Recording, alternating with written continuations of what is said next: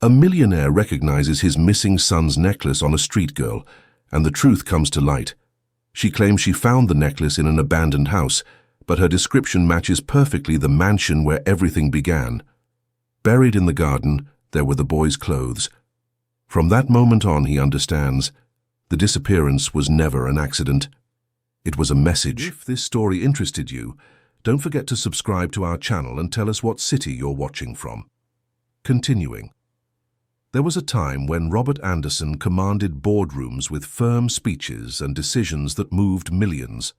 A respected executive, owner of one of the largest construction firms in New York, he had everything society considered success. The mansion in Greenwich, Connecticut, was a symbol of his achievements. His marriage to Helen seemed perfect in interior design magazines, and their young son Matthew was the joy that completed that impeccable picture. But life has a cruel way of reminding us that no facade can stand when the foundations are cracked. It was on a Saturday afternoon, hot and ordinary like any other in New York, that everything fell apart. Helen had gone out for an appointment at the hair salon. Robert was in the home office reviewing contracts. Matthew was playing in the yard under the afternoon sun with his toy cars and building blocks. The gate was locked, the cameras were working, the housekeeper was in the kitchen preparing dinner. Everything was normal, everything was safe, everything was under control. Until it wasn't.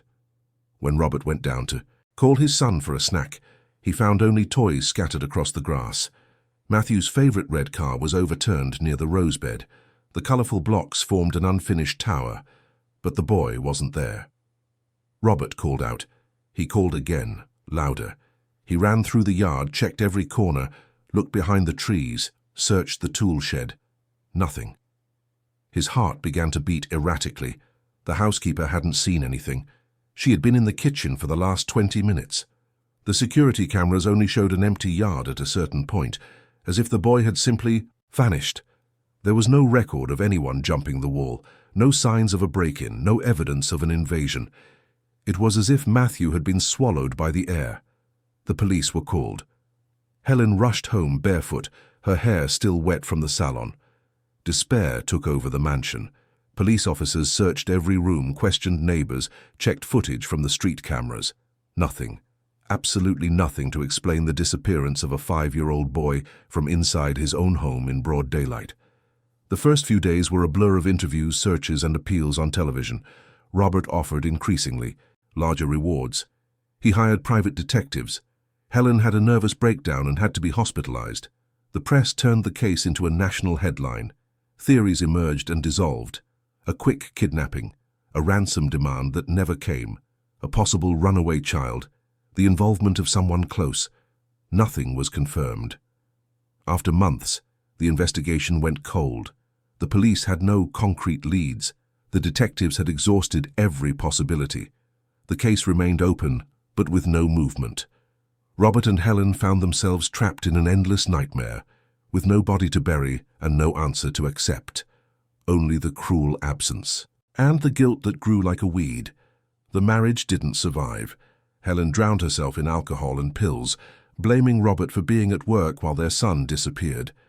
Robert shut himself in a silent guilt, mentally replaying every second of that afternoon, searching for the mistake he made, the sign he missed, the decision he should have made differently.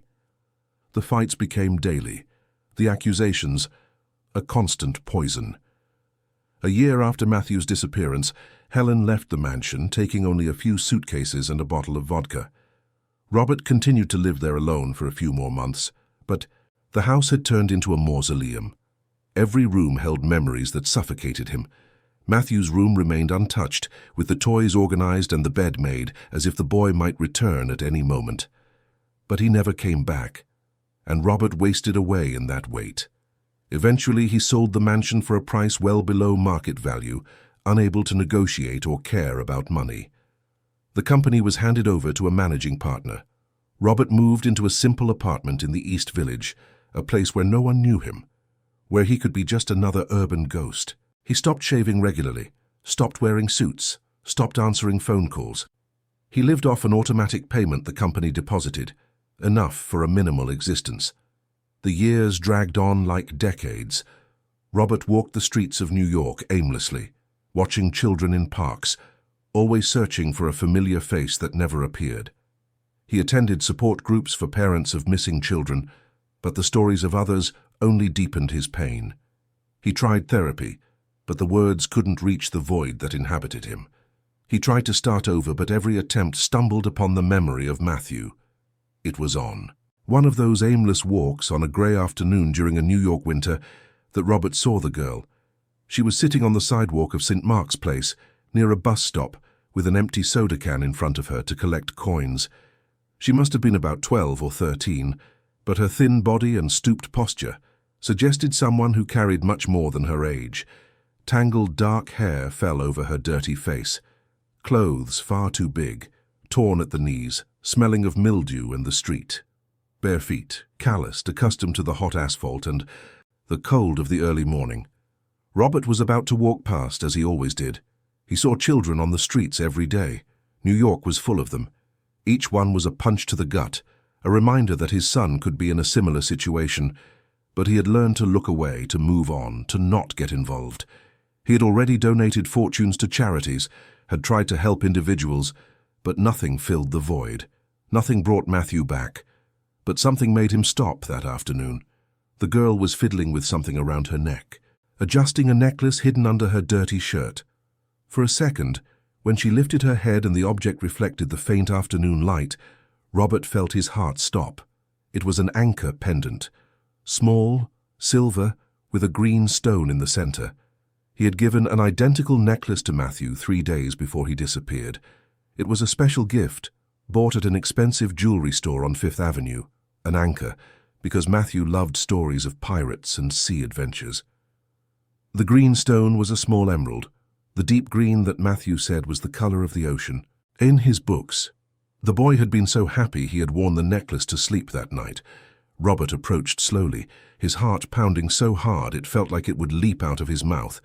The girl looked at him with suspicion, used to receiving looks of disapproval, pity, or indifference. He crouched in front of her, keeping a respectful distance. "That necklace," he said, his voice trembling. "Where did you get it?" The girl clutched the pendant protectively, hiding it against her chest. "It's mine, I found it." "I'm not going to take it from you," Robert said, quickly, trying to control the anxiety in his voice. "I just need to know where you found it, please, it's very important." She studied him for a long moment. There was something about this man that was different from the others who stopped to look at her. It wasn't morbid curiosity or condescending charity. It was pure desperation, genuine pain. She knew pain when she saw it. "In a house," she said finally.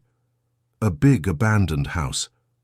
I went in because it was raining and I needed a place to sleep." "Where? What neighborhood?" "I don't know the right street. Name." "But it's near here, in one of those rich neighborhoods. A huge house with an overgrown garden, tall grass, a broken gate." Robert felt a shiver run down his spine. The description perfectly matched the old mansion where he used to live.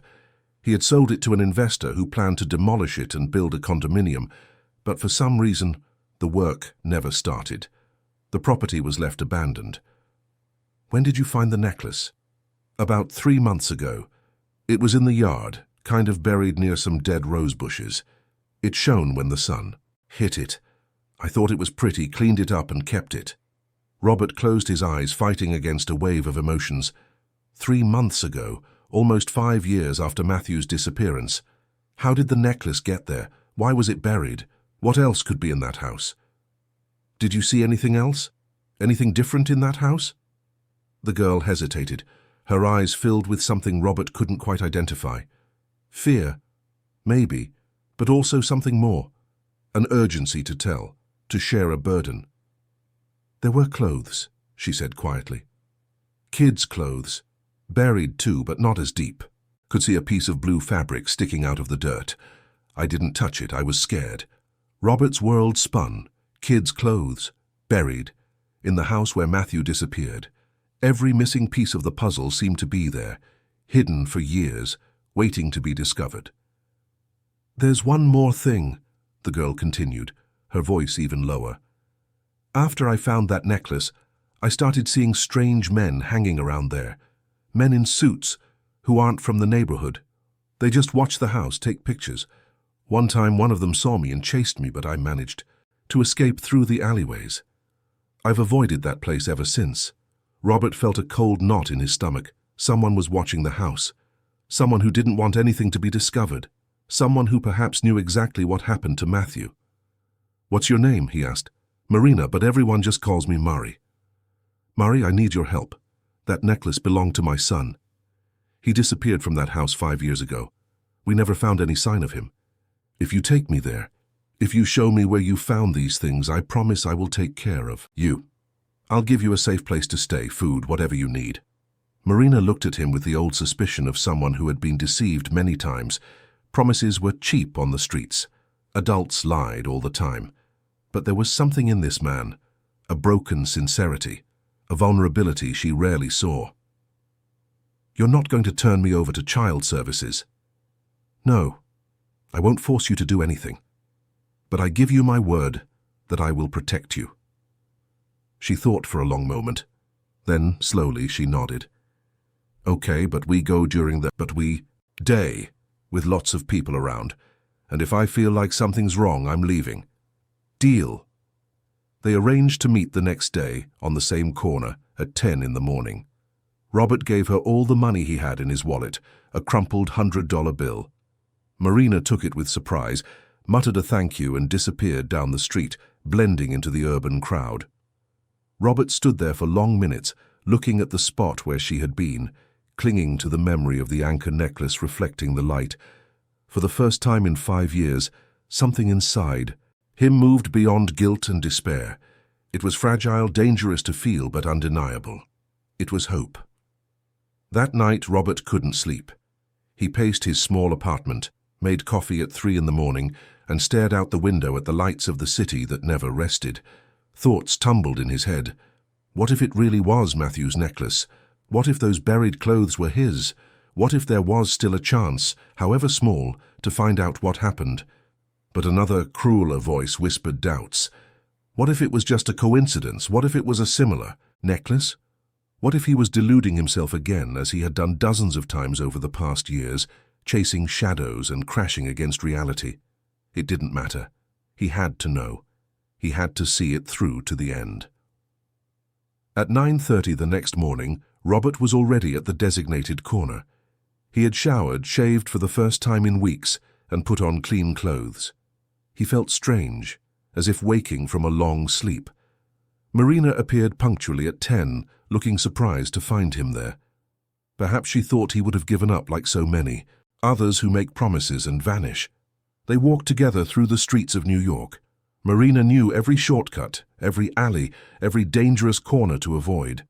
Robert followed her, impressed by her ease, by the urban knowledge that no ordinary resident possessed. She was a natural survivor, shaped by necessity and abandonment. After a 40-minute walk, they turned onto a tree-lined street that Robert recognized immediately. His heart raced. It was the street of his old mansion. Large walled houses with extensive gardens, the ostentatious wealth of those who chose to live isolated from the urban chaos. "It's that one." Marina pointed. Robert stopped in front of the iron gate, now rusted and ajar. The property was clearly abandoned. The garden that Helen had tended with such care was now a jungle of tall grass, wild roses, and invasive plants. The once impeccable lawn had turned to packed earth and weeds. The house, once imposing and white, had peeling paint, dirty or broken windows, and an air of ruin. It was painful to see. It was like looking at the corpse of a life that once was. They entered through the gate. Robert felt his legs tremble as he stepped onto that yard again. Every step was a memory. This was where Matthew had learned to ride his bike. In that flower bed, he had planted sunflower seeds. On that tree, there had been a swing where he spent hours. Marina led him to the back of the yard, near the old rose bushes. She pointed to a specific spot. "This is where I found the necklace. It was half buried, only the chain was showing." Robert knelt. The earth was dry, compacted. He started digging with his hands, desperate, searching for anything. Marina knelt beside him and began to help. They dug for several minutes until Robert's fingers touched something soft. Fabric. He pulled slowly. It was a small, faded blue t-shirt, dirty with soil, but he recognized it immediately. It was the Spider-Man t-shirt that Matthew wore every weekend. Helen had bought it at a mall. It had cost a fortune. Matthew loved that shirt. The tears came without permission. Robert held the fabric to his chest, smelling the scent of earth mixed with memories. Marina remained silent beside him, respecting his grief. They continued digging. They found more items: a pair of red shorts, a pair of small sneakers, size 11, a faded children's backpack with a dinosaur print. Each item was a stab to the heart, but also a confirmation. Matthew had been here. His things had been deliberately buried. But there was no body, no remains, nothing but clothes and belongings. Why would someone bury these things? Marina asked. To hide evidence, Robert answered, his voice hoarse, so no one would find them, to make it look like he just disappeared without a trace. But where is he? That was the million-dollar question. If Matthew wasn't dead, if someone had gone to the trouble of hiding only his clothes, then there was a terrible and yet hopeful possibility. He could be alive. Somewhere. For some reason. Robert was about to answer when he heard a noise behind them. Firm steps on the grass. Male voices. He turned quickly and saw two men in dark suits walking toward them through the yard. "You shouldn't be here," one of them said, his voice authoritative. "This is private property." Robert stood up, instinctively placing himself in front of Marina. "I used to own this house. I have a right to be here." "Not anymore. You sold it, and now you're trespassing." The other man stepped forward, and Robert finally recognized him. The face had aged, the hair was grey, but it was unmistakable. Detective Arthur Fletcher, the police officer who had led the investigation into Matthew's disappearance 5 years ago. "Arthur," Robert said in disbelief, "what are you doing here?" The former detective smiled, but there was no warmth in it. "My job, Robert. Protecting interests. Making sure certain things stay where they should stay." "Certain things? Are you talking about my son?" "I'm talking about you meddling in matters that no longer concern you. You've suffered enough. You've lost. Enough? It would be a shame to lose even more." It was a clear threat. Robert felt Marina shrink behind him, frightened. He understood that he had stumbled upon something much bigger and more dangerous than he had imagined. Matthew's disappearance hadn't been random. It had been planned, and powerful people like Arthur, were involved. "I will find out the truth," Robert said, his voice firm despite the fear. "No matter how long it takes." "Then you'll find out on your own," Arthur replied, "because no one is going to help you, and it would be very smart of you to forget you were here today." The two men turned and walked away, leaving Robert and Marina alone among the ruins of the garden. The silence that remained was heavy with unspoken threats and invisible dangers. "We need to get out of here," Marina whispered. Robert agreed. He gathered Matthew's clothes, putting everything inside the dinosaur backpack. They left the property quickly, looking over their shoulders, expecting to see more men in suits appear. But the street was empty and silent. They walked quickly to a public park a few blocks away. They sat on a bench, still, out of breath. Robert looked at the backpack in his hands, then at Marina. "Thank you for bringing me here, and I'm sorry for putting you in danger." "I live in danger every day," she said with a sad maturity. "But those men were different. They were truly dangerous." "I know, and that's why I need to keep you safe. Come with me. I'll take you to a hotel. I'll give you money for clothes and food, just until I figure out what to do." Marina hesitated, but the exhaustion of life on the street spoke louder. She nodded. They took a taxi to a simple hotel near Times Square.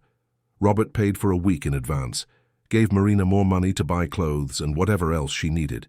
She looked at him as if he were an alien. "Why are you doing this?" "Because you gave me hope," Robert answered honestly, "and because I'm not going to let anyone else suffer because of me." That night, alone in his apartment, Robert spread Matthew's clothes on the kitchen table. Each piece told a story. Each stain of dirt hid a secret. Arthur Fletcher was involved. The investigation had been sabotaged. From the beginning, someone had made Matthew disappear and had ensured he would never be found. But why? What was the motive? Who benefited from the disappearance of a 5-year-old child? Robert picked up the phone and dialed a number he hadn't used in years. After several rings, a female voice answered, slurred and intoxicated. "Helen, it's me. I need to talk to you now. It's about Matthew." There was a long silence. Then a sob. "Robert? I found something important. We need to talk, in person." "Where?" "At the coffee shop where we used to go on Sundays. Tomorrow morning, 8 o'clock. "I'll be there." Robert hung up and stared at his son's clothes. The anchor of hope that Marina had given him was beginning to take hold. It was painful, it was terrifying, but it was real. Matthew was out there, somewhere, and Robert was going to find him no matter what was buried along with that truth. The coffee shop was on a quiet corner in the East Village, one of those old places that resisted the rampant gentrification of the neighborhood. Robert and Helen used to go there every Sunday morning when Matthew was a baby. They would order scrambled eggs, toast, and fresh orange juice. Matthew would sit in his high chair, making a mess with crumbs and smiling at everyone. They were simple days, happy days, days that felt like they would last forever.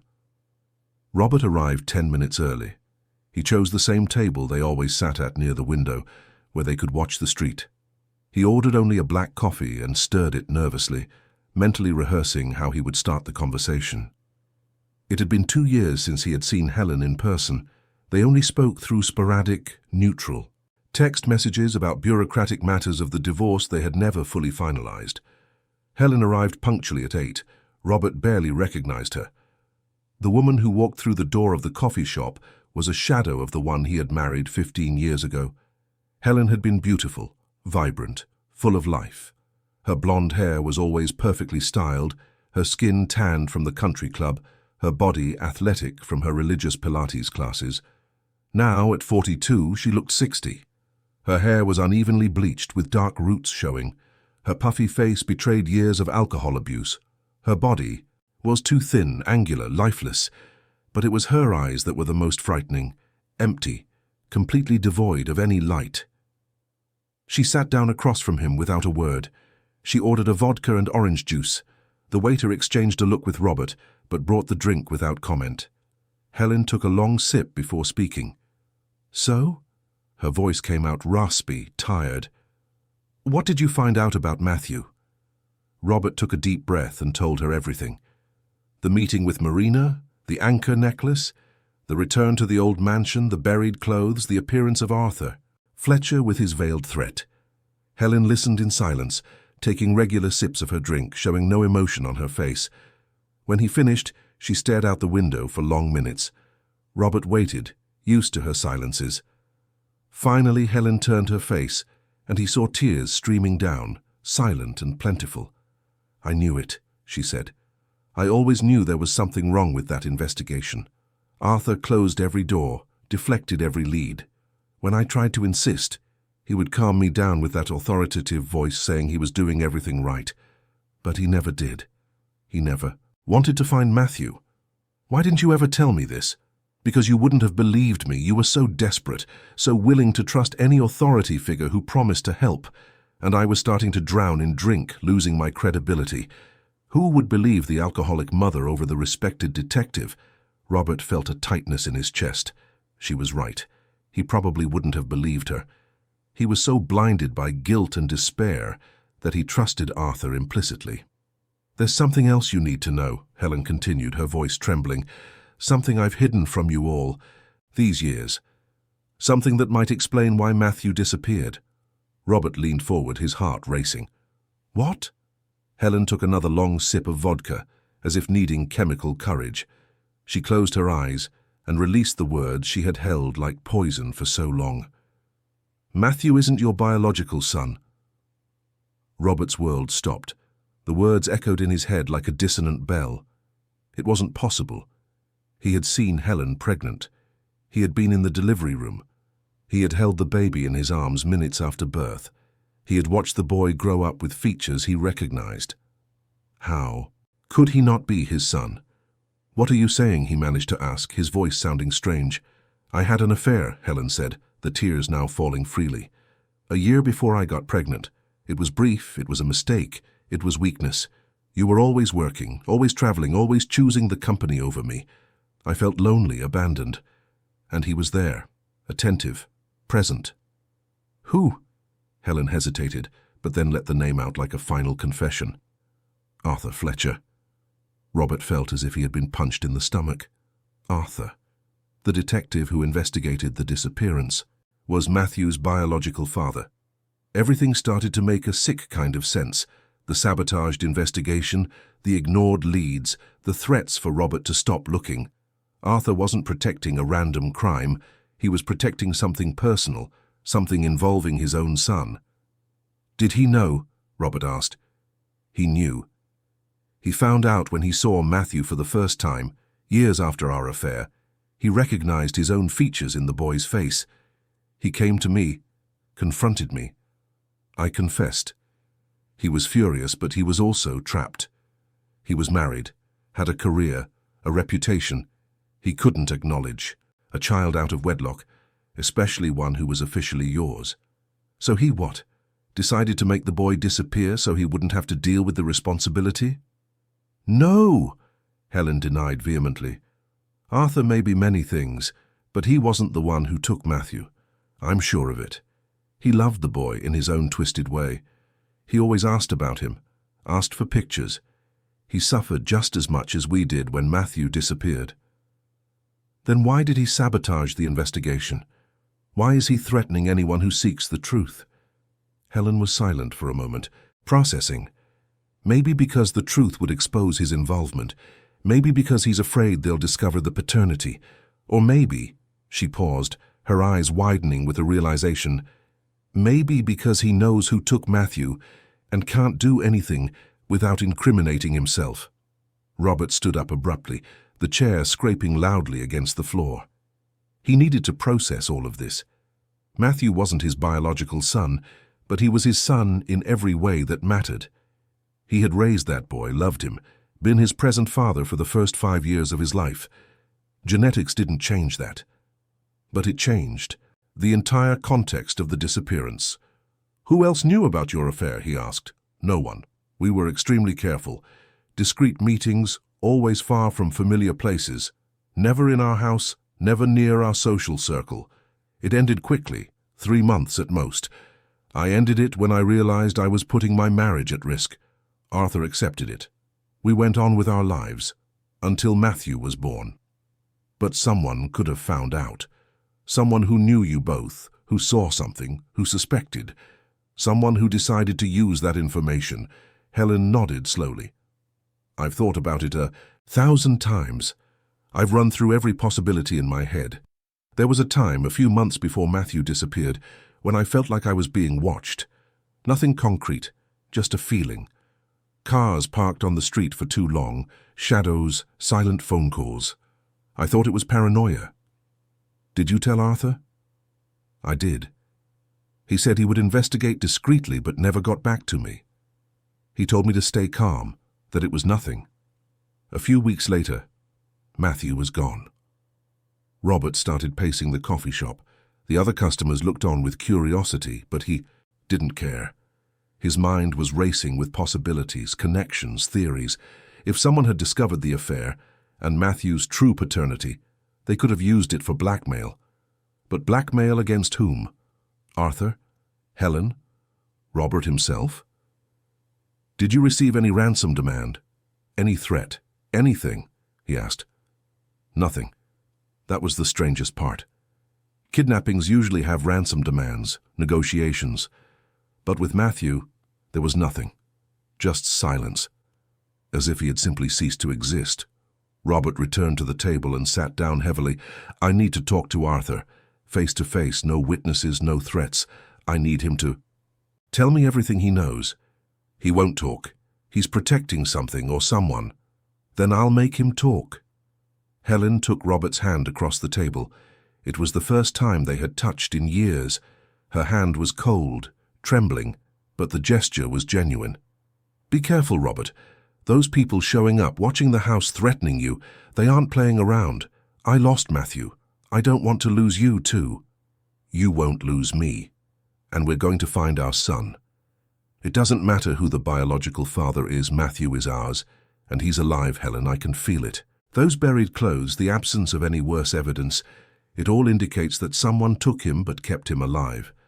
For some reason. For some purpose.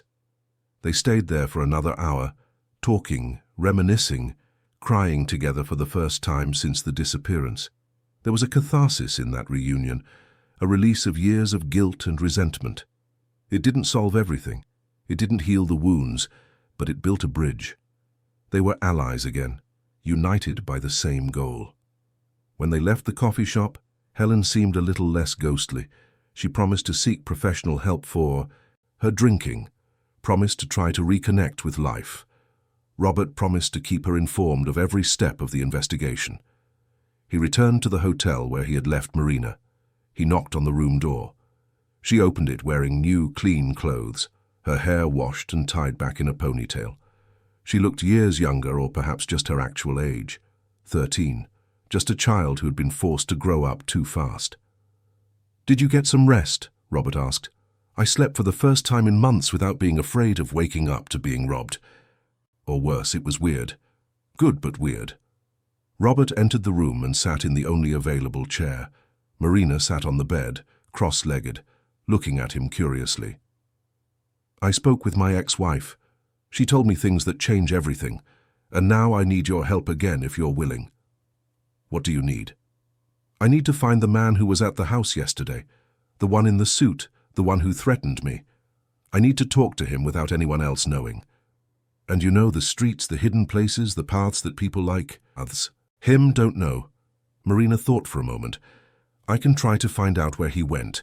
There's a network of people on the streets. Everyone knows everyone. Everyone sees everything. If he's the type to show up in specific places, someone will know.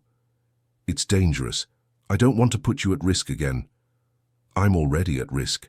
At least this way there's a reason, a purpose, and you're helping me when no one else would. Let me return the favor." Robert felt a wave of gratitude. This girl who had every reason to be cynical and selfish chose to help, chose to risk, chose to care. "Thank you, Marina, seriously. I don't know how I can ever repay you for all this." "You already are. You're treating me like a person." The words were simple, but they carried immense weight. Robert understood that for Marina, being seen as a person and not a problem was already revolutionary. In the following days, Marina went out to do her investigations, while Robert tried to piece together the puzzle. He sifted through old files, called old contacts, tried to trace strange financial movements from the time of the disappearance. Every lead led to a dead end. Every door he tried to open was locked. It was on one of those days that Helen called, her voice more sober than it had been in years. "Robert, I remembered something. I don't know if it's important, but I need to tell you." "Go on." "Months before Matthew disappeared, you were involved in that public whistleblowing case, remember? That businessman, Harrison Vance, who was embezzling public funds from construction projects. You provided documents, you testified, you were crucial to his conviction." Robert remembered perfectly. Harrison Vance had been one of New York's biggest businessmen, owner of contracting firms that won billion-dollar bids. Robert, working on an internal audit for one of the companies, discovered the fraud. He decided to report it, despite knowing the risks. Vance was exposed, lost everything, and ended up in prison. It was a national scandal. "What about it?" Robert asked, though he was already starting to connect the dots. "Harrison swore revenge. Remember? Leaving the courthouse, he shouted that he would destroy you, that he would make you lose everything that was important to you, that he would make you suffer the way he suffered. Everyone heard it, but no one took it very seriously. He was in prison, powerless, without influence, or so we thought." Robert felt a chill. Vance. He had completely forgotten about that man. After Matthew's disappearance, everything else seemed insignificant. His career, his professional enemies, his victories and defeats. Nothing mattered anymore. "Where is Vance now?" "He was released 2 years ago for good behavior. He's disappeared from the media since then. No one knows where he is or what he's doing. But there are rumors that he's rebuilt himself, Business overseas, shell companies, still moving money and power under the radar. Do you think he could have taken Matthew as revenge? It makes sense, doesn't it? He swore to make you suffer, swore to destroy what you loved. And a few months later, our son disappears without explanation, without a ransom, without any apparent motive. It was personal, Robert. It was about destroying you emotionally. The revelation hit like a hammer. It all fit. Vance had the resources, the contacts, the motive, and he had done exactly what he promised. He destroyed Robert from the inside out, turned his life to ashes, and condemned him to years of agony. But why keep Matthew alive? If it was revenge, if he wanted to destroy me completely, why not? Robert couldn't finish the sentence. The thought was too horrific. Maybe because killing a child was beyond what even he considered acceptable, or maybe because keeping you in the agony of uncertainty was a greater suffering. You've suffered all these years, not knowing if your son was alive or dead, unable to bury him, unable to move on. It was the perfect torture. Robert felt anger and hope in equal measure. Anger at Vance, at Arthur, at everyone who had conspired to destroy his family. And hope because if Matthew had been taken for revenge and not by chance, the odds of him being alive increased. I need to find Vance. It won't be easy. He's slippery, well protected. But maybe Arthur knows where he is. Maybe that's why he's sabotaging any attempt at investigation. He could be protecting Vance for some reason. Or Vance has something on Arthur, something that forces him to cooperate. The pieces were beginning to form a picture, still blurry, but recognizable. A triangle of secrets, blackmail and revenge. Arthur had a secret son. Robert had destroyed Vance. Vance had taken the boy and was using Arthur to ensure he was never discovered. Each of them had something to lose. Each was trapped in a web they had helped to weave. Marina returned to the hotel on the third day with information. She had discovered that men in suits, likely the same ones from the mansion, were regularly seen at a commercial building in an old part of downtown New York. An old, semi-abandoned building that officially belonged to a shell company. There's security at the entrance, but not much, Marina explained. And there's a back entrance they don't watch properly. You can get in without being seen if you know the way. You're not going with me this time, Robert said firmly. You've risked enough. If something goes wrong, I don't want you to get hurt. You can't get in alone. You don't know the paths. You don't know how to move without drawing attention. You need me. They argued for over an hour, but in the end Robert gave in. He had learned that Marina was stubborn, and when she made up her mind, there was no convincing her otherwise. Besides, she was right. He had been off the streets for years, lost in his own tragedy. He needed someone who knew how to navigate the urban underworld. They went together that night, waiting for the early morning hours when the city quieted down. The building was in a run-down area where old commercial buildings had been abandoned after New York's economic decentralization. Broken windows, graffiti-covered facades, homeless people sleeping in makeshift tents on the sidewalks. Marina led Robert through a side alley, then up a rusty fire escape and finally to a basement window that was ajar. They entered carefully, stepping on glass and debris, trying to make as little noise as possible.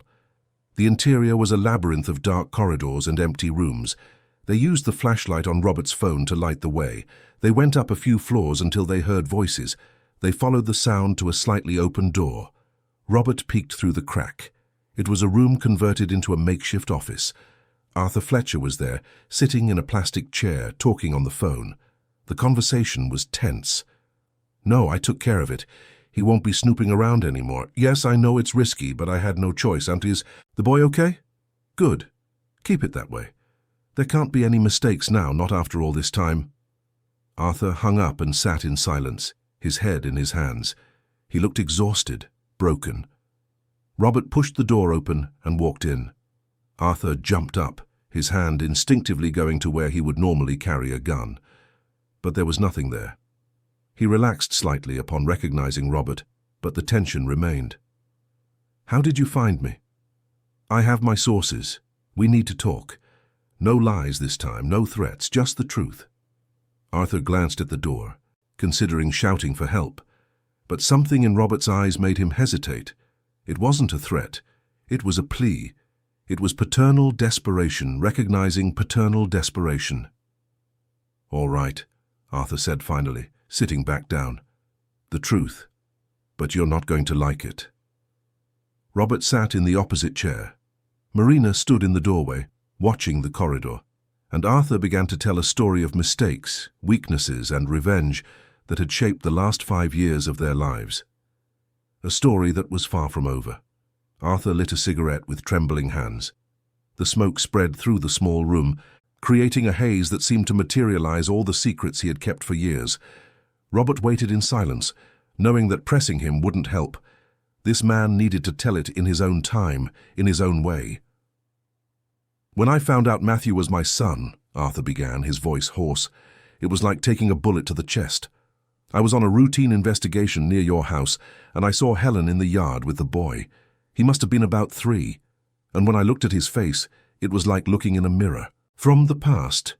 He was identical to me at that age.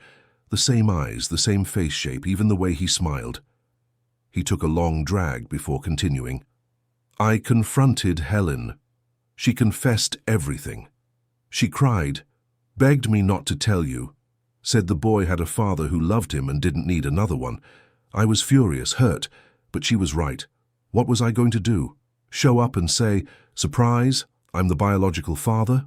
Destroy a family? Ruin my own marriage?" I swallowed it like poison and tried to move on. "But you couldn't," Robert said. "No, how could I? Every time I saw pictures of the boy, every time Helen mentioned something about him, my chest tightened. He was my son, growing up without knowing me. I started watching them discreetly, not obsessively, just driving by the house now and then, seeing Matthew playing in the yard. It was pathetic, I know, but it was the most I could do. And then Harrison Vance entered the picture." Arthur gave a bitter laugh. "Harrison? That bastard. When you exposed him, he swore revenge, but it wasn't just against you. He had a huge network of people who owed him favors, who were involved in his schemes. I was one of those people." Robert felt his stomach turn. "You were on his payroll." "I was. I'm not proud of it. For a few years I took money to look the other way, to delay investigations, to lose documents. Small things, I convinced myself. Nothing that hurt anyone directly, but it was corruption all the same.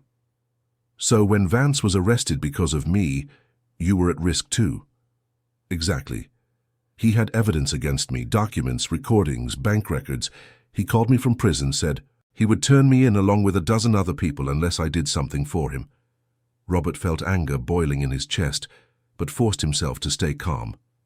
"What? What did he want?" "At first, information about you. Your routine, your family, your weak spots. I thought it was for some kind of corporate blackmail, something involving your finances. I passed on the information because I had no choice. He would have destroyed me if I didn't cooperate. And then came the plan to take Matthew." Arthur closed his eyes, silent tears streaming down his face. "He found out about my connection to the boy. I don't know how. Maybe he saw me watching the house, maybe he investigated my past with Helen, but he found out. And he saw the perfect opportunity for double revenge. He would destroy you emotionally and use me to ensure you never found out the truth." "So you helped kidnap my son?" "No," Arthur protested vehemently. "I swear on everything. I didn't know he was going to take the boy. Vance told me to make sure there were no patrols in the area on that specific afternoon. He said he was making an important delivery and couldn't have police around. I believed him. Or I wanted to believe him. I made sure there were no squad cars in the neighborhood at that time. And in the meantime, Vance's men entered my house and took Matthew. It was fast, professional. They went in, took the boy and left. The cameras were remotely sabotaged at that exact moment. Whoever did it was very good at their job." Robert took a deep breath, fighting the urge to leap at the man and do something he would regret. "And when did you find out what had happened?" "A few hours later. I got the call from you saying Matthew had disappeared. My world fell apart. I called Vance, frantic, demanding to know where the boy was. He laughed. He said Matthew was safe, that he wouldn't hurt him, but that he would use the situation to destroy you. And he told me that if I didn't cooperate completely, sabotaging the investigation and ensuring nothing was discovered, he would kill the child and frame me publicly. So you chose to protect yourself instead of protecting your son. The accusation cut deep. Arthur didn't try to defend himself. He just nodded, broken. I hate myself for that choice every single day, but I was sure that if I reported everything, Matthew would die. Vance wasn't bluffing. He had resources, people, power. He could make the boy disappear completely. So I did what he said. I led the investigation to dead ends. I ignored clues. I discredited witnesses.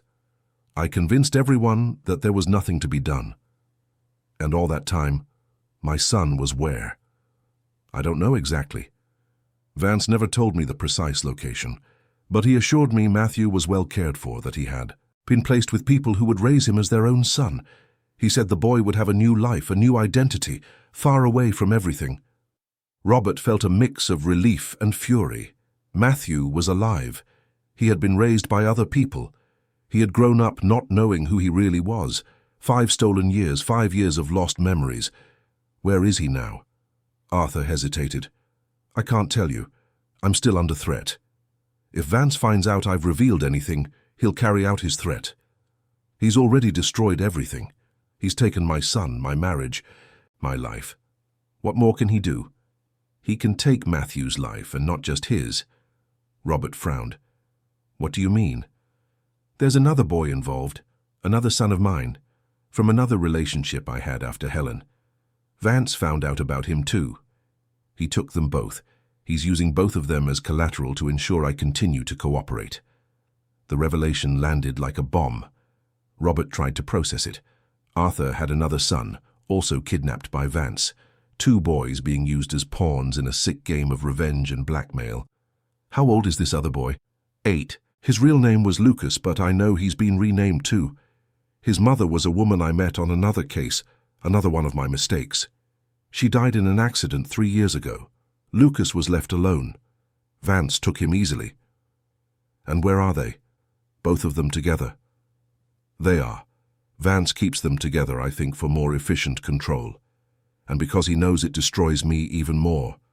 2 of my sons, brothers, growing up under his shadow. Robert stood up and started pacing the room. 2 boys, Matthew, whom he had raised as his son, he had for 5 years, and Lucas, who was Matthew's half-brother, both captives of a vengeful and powerful man. The situation was even more complex and desperate than he had imagined. I need something concrete, Robert said. Some clue as to where Vance is keeping the boys. You must have something, some piece of information he let slip, some detail in your conversations. Arthur was silent for long minutes, smoking and thinking. Finally, he stood up and went to an old drawer in the corner of the room. He pulled out a yellowed envelope. I received this 2 months ago. It's a recent photo of the boys. Vance sent it to remind me what's at stake. Robert took the envelope with trembling hands. He opened it and found a color photograph. 2 young boys looking at the camera. One of them, older, was unmistakably Matthew. He had grown, his face had lost its childish roundness, but his eyes were the same. Beside him, a younger boy, with dark hair and a frightened expression. Lucas. Both were dressed in simple but clean clothes. They looked physically healthy, but their eyes told another story. They were the eyes of someone who had seen and lived through too much. The eyes of children who had been forced to grow up under the wrong circumstances. Robert studied every detail of the photo. The background showed a white wall with no visible windows. But in the upper right corner, almost cut off by the edge of the image, there was something. A symbol painted or attached to the wall. It was partial, hard to identify, but it looked like part of a crest or logo. Do you recognize this symbol? Robert showed it to Arthur. The former detective looked closely. I'm not sure, it looks like part of a shield or emblem. Marina, who had been standing at the door the whole time, came closer to see. Her eyes widened. I know that symbol, she said. Or at least I think I do. I saw something like it on an old building in the Bronx. An abandoned place that used to be a private school. Are you sure? Robert asked. Not completely, but there's a good chance. The school's emblem had that same style of shield with diagonal lines. Arthur nodded slowly. It makes sense. Vance had properties scattered across the city. Many were seized, but some were in the names of straw men and were never traced.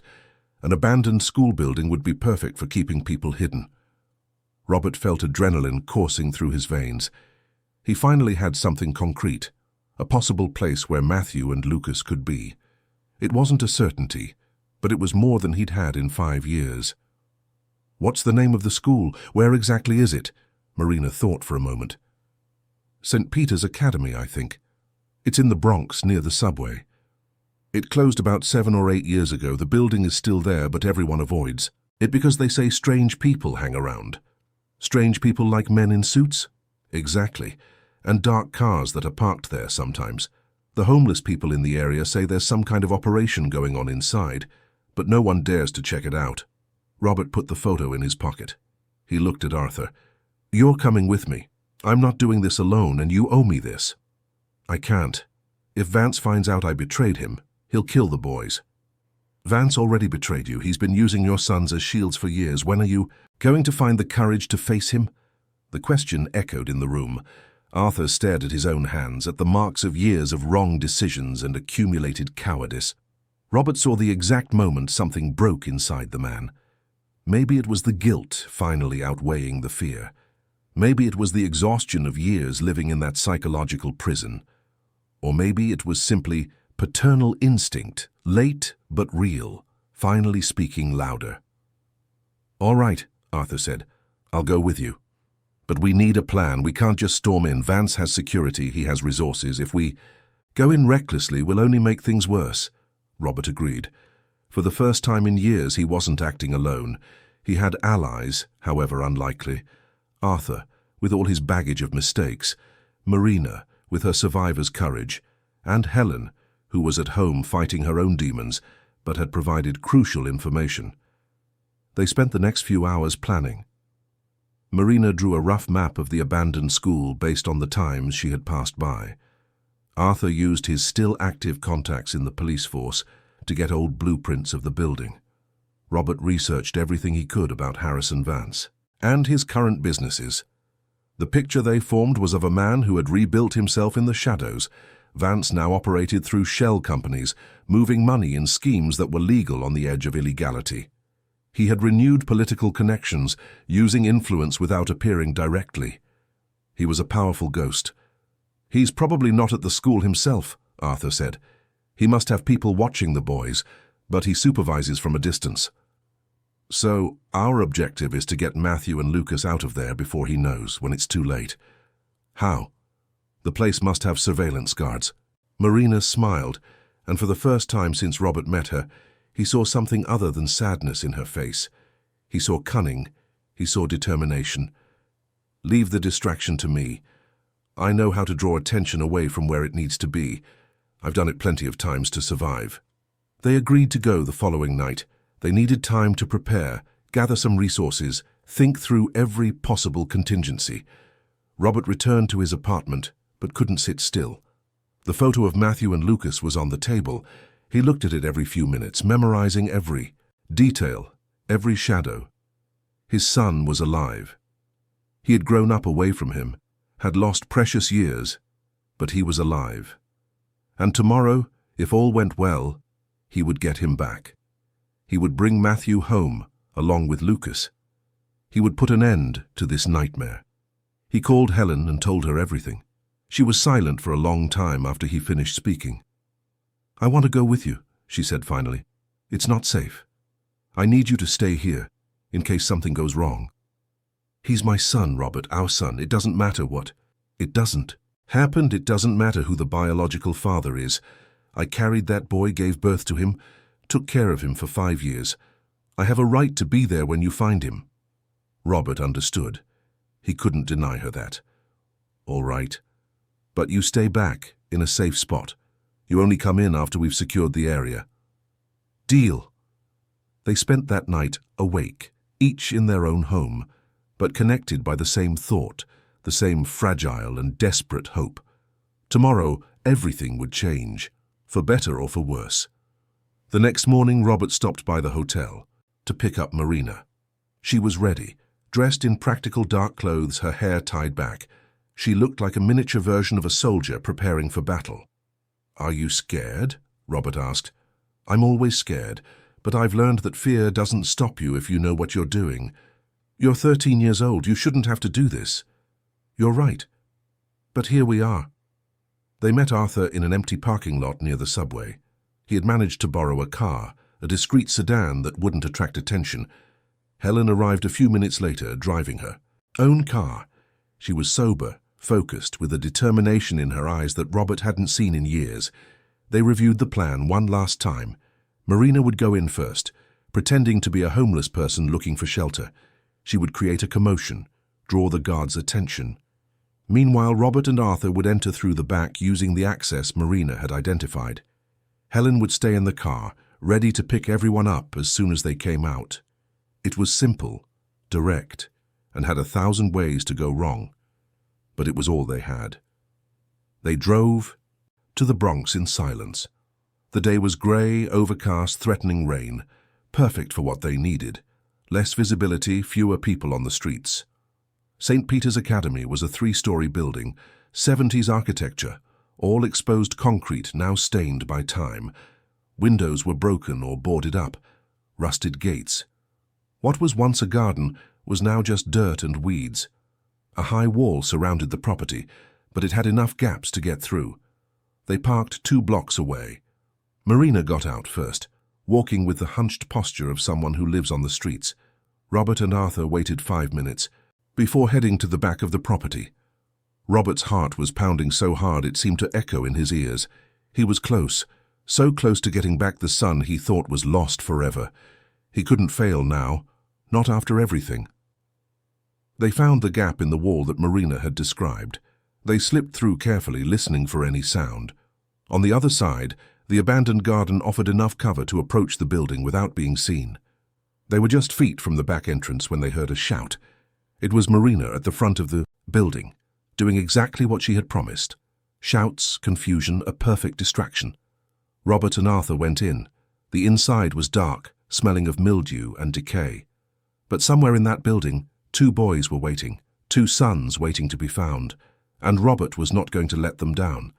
The interior of the abandoned school was a labyrinth of dark corridors and empty classrooms.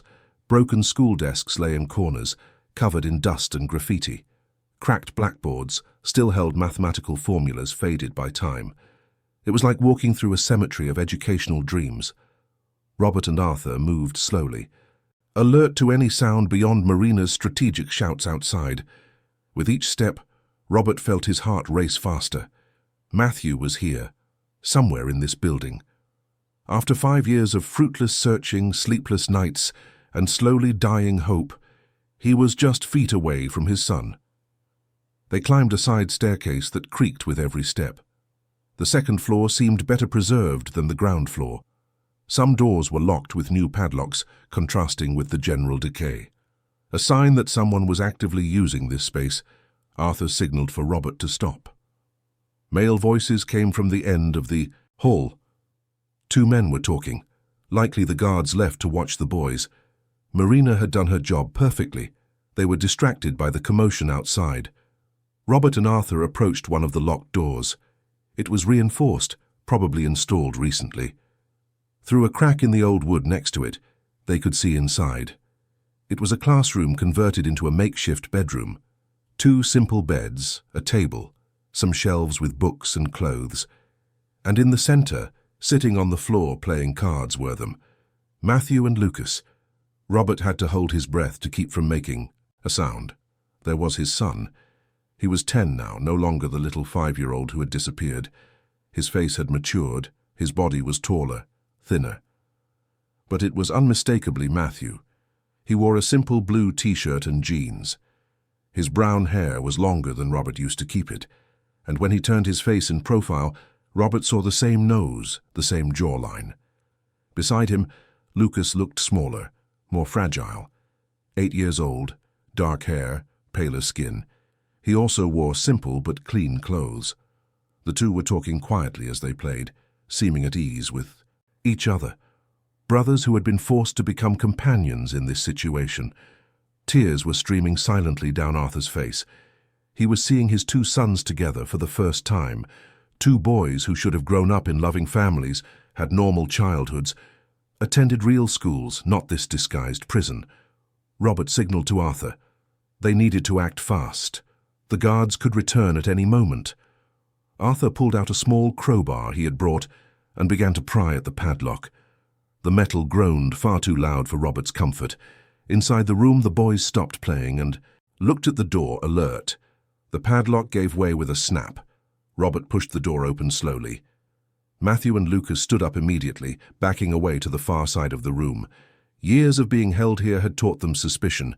Any unknown person was a potential threat. "Matthew," Robert said, his voice trembling with emotion, "it's me, your father." The boy frowned, confused. "I don't have a father. They told me he abandoned me." The words cut like knives. Robert took another step inside, his hands raised in a peaceful gesture. "They lied to you. I never abandoned you. You were taken from me 5 years ago. I've been looking for you this whole time. I never stopped looking." Matthew glanced at Lucas, then back at Robert. There was something in his eyes, a spark of recognition fighting against years of carefully planted lies. "Do you remember the anchor necklace?" Robert continued. "I gave it to you 3 days before you disappeared. You said the stone was the color of the pirate's ocean, green like an emerald." Matthew instinctively touched his own neck where there was nothing anymore. "I remember the necklace. I lost it." "You didn't lose it. A girl named Marina found it, buried in the yard of our old house. That's how I started looking for you again." Tears began to form in Matthew's eyes. Repressed memories, buried under years of manipulation, were starting to surface. Fragments of a previous life, a sunny yard, a mother with blonde hair, a father who made him fly like an airplane, a big white house. "Dad?" The word came out hesitant, almost inaudible. Robert couldn't hold back any longer. He crossed the room and hugged his son. Matthew was stiff for a second, then melted into the embrace, sobbing. It was 5 years of separation, pain, confusion, and fear, all coming out in desperate tears. "I'm so sorry," Robert repeated like a mantra. "I'm so sorry I couldn't protect you. I'm so sorry you went through this. But I'm here now. I'm taking you home." Lucas watched the scene with wide eyes, a mix of fear and hope. Arthur approached him slowly. "Lucas, you don't know me, but I'm your father too. I came to get you." The boy backed away. "My father is dead. That's what they told me. They lied, just like they lied to your brother. I'm not dead.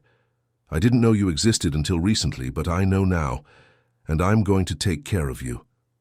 "Brother?" Lucas looked at Matthew, confused. "You're half-brothers," Arthur explained. "Same father, different mothers. And now we're all getting out of here together." That's when they heard heavy footsteps in the hallway. The guards' voices, now closer, agitated. They had realized something was wrong. "Quick," Robert whispered, taking Matthew by the hand. Arthur did the same with Lucas. They left the room and turned in the opposite direction of the guards. They ran down the hall, down a side staircase through empty classrooms. They heard shouts behind them, running footsteps, but they didn't look back. They reached the back garden. Marina was there, waiting as planned. She had done her part and escaped the guards at the front. "Go! I know a way!" she shouted, already running. They followed Marina through the tall grass, jumping over debris, squeezing through the gap in the wall. Robert carried Matthew in his arms through the tougher spots, feeling the real weight of his son for the first time in years. Arthur did the same with Lucas. They managed to reach the car where Helen was waiting. When she saw Matthew, she stumbled out of the vehicle, her legs nearly giving way. Matthew looked at her with the same confused eyes, struggling to recognize her. "Mom," he said, uncertain. "My son!" Helen cried, hugging him tightly. "My son, my son, my son!" They all quickly got into the cars. Robert drove the sedan with Matthew, Marina, and Lucas. Helen and Arthur took the other vehicle. They sped away, leaving the abandoned school behind. They drove for over an hour, swapping cars in a different area as a precaution, taking winding routes, to ensure they weren't being followed. They finally stopped at a discreet hotel far from the city centre, where Robert paid for rooms with cash. That night, gathered in one of the rooms, they tried to process everything that had happened. Matthew was quiet, looking from Robert to Helen as if trying to fit the old memories with the new ones. Lucas stayed close to Arthur, still wary but beginning to relax. "Were you treated well?" Robert asked gently. Matthew nodded. "The people who took care of us weren't mean, but they weren't affectionate either. It was like living in a strange boarding school. We had food, a bed, we even studied, but we couldn't leave. We had no friends besides each other." "They said it was for our protection," Lucas added, "that the world outside was dangerous and they were keeping us safe." "They lied," Arthur said bitterly. "They were keeping you prisoner, both of you, using you to control me." In the following days, the situation developed rapidly. Arthur, determined to finally do the right thing, went to a trusted prosecutor and confessed everything. He handed over documents, recordings, and evidence against Harrison Vance and the entire network of corruption involved. It was a massive scandal that dominated headlines for weeks. Vance tried to flee the country, but was intercepted at the airport. His arrest was broadcast live. A man who had once been powerful, now in handcuffs, being taken to face justice. Dozens of others were arrested with him, including public officials, businessmen, and even some police officers. Arthur also faced consequences. He was dismissed from the force and faced charges.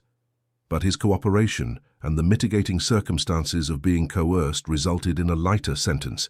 He would have to serve community service and would be on probation, but he wouldn't go to prison. For Matthew and Lucas, the process of adaptation was long and painful. Matthew spent weeks in silence, absorbing the new reality.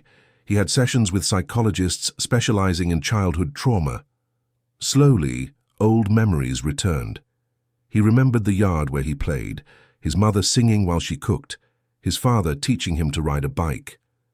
They were fragments, but they were real. Helen fought her addiction daily. She entered rehab, followed a strict treatment program. She relapsed a few times but always came back. Matthew's presence was a powerful motivation. She wanted to be the mother he deserved, not the broken shadow she had become. Robert sold his apartment and bought a new house in a quiet neighborhood. He didn't want to return to the Greenwich mansion. That place held too many memories.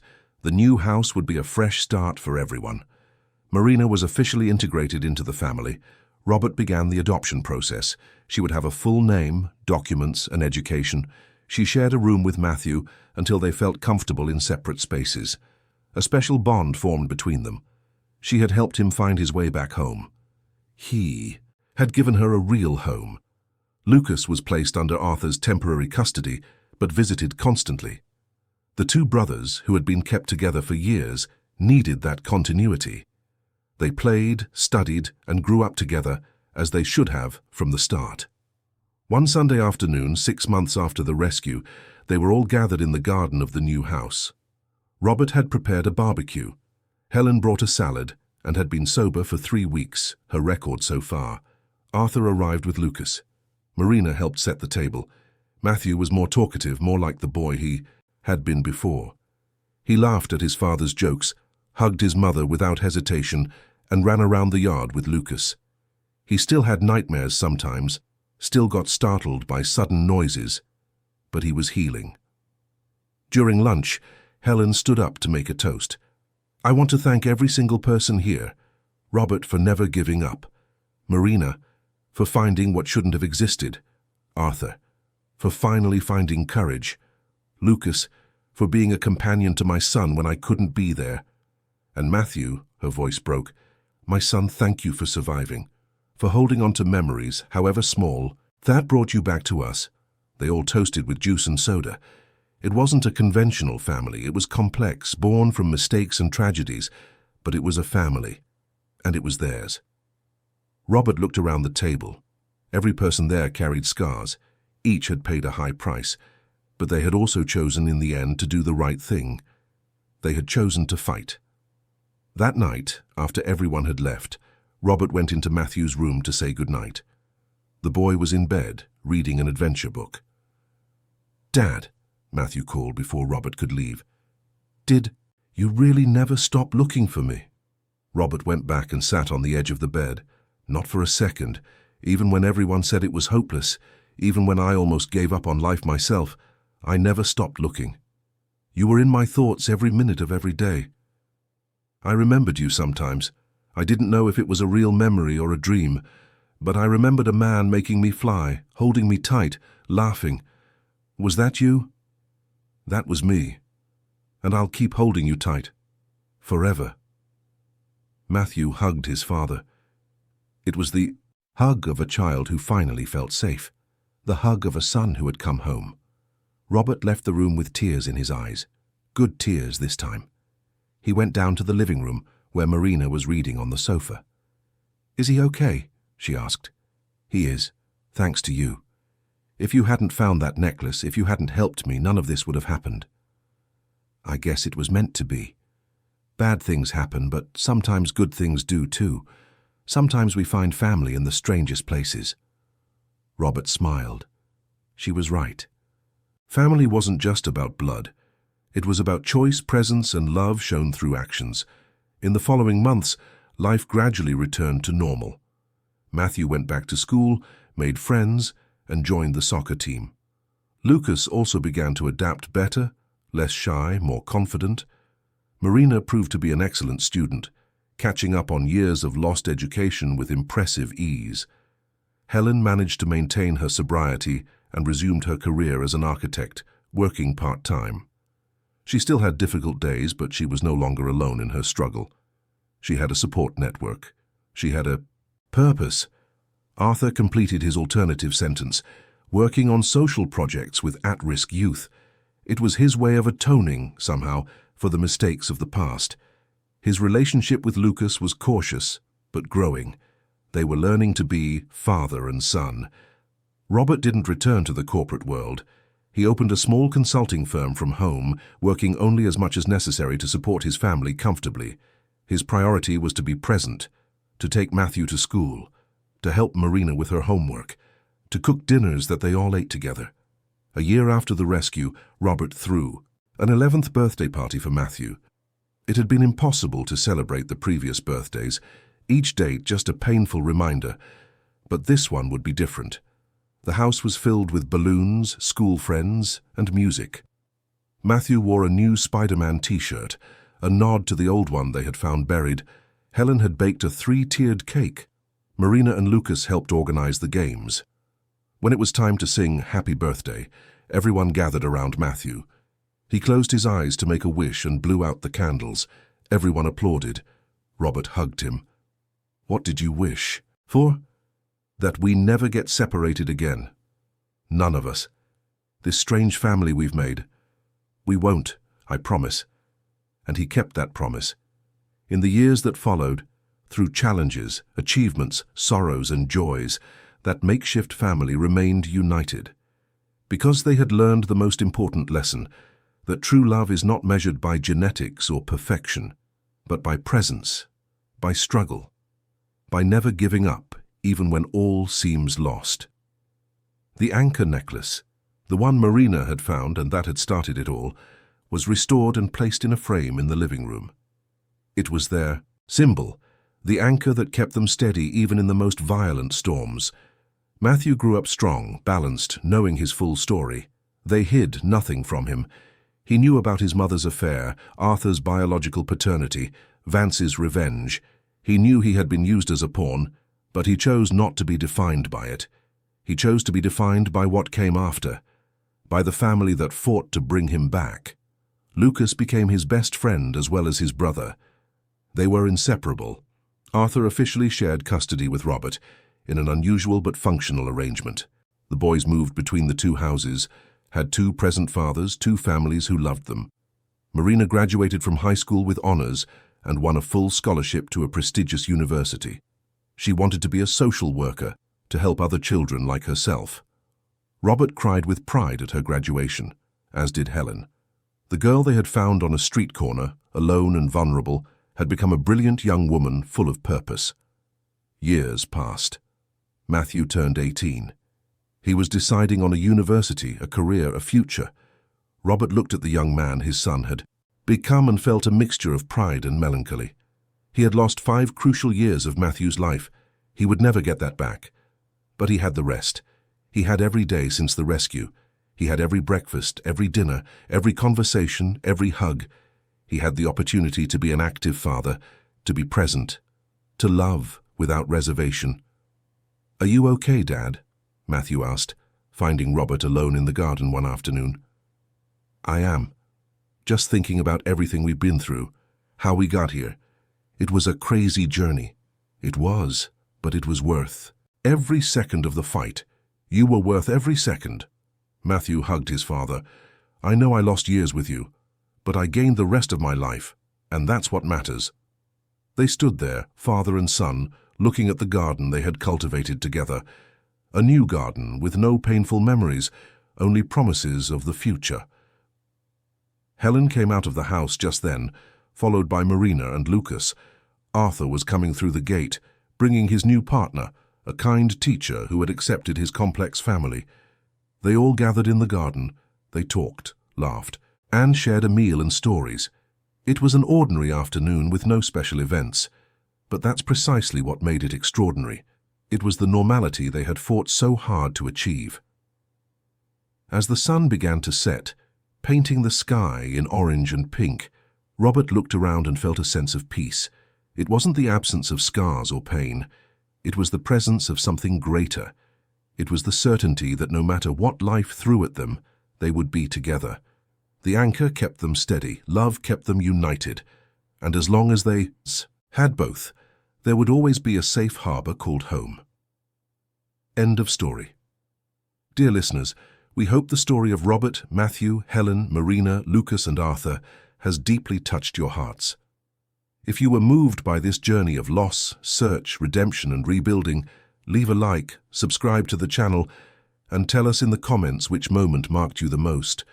Was it the reunion between Robert and Matthew, Marina's courage, Helen's transformation? Every day we bring intense stories like this one, revealing the deepest side of the human soul, showing that even in the most desperate situations, love and perseverance can create miracles. We look forward to seeing you in the next episode with a new story that will stir your emotions and make you reflect on the bonds that unite us. See you soon.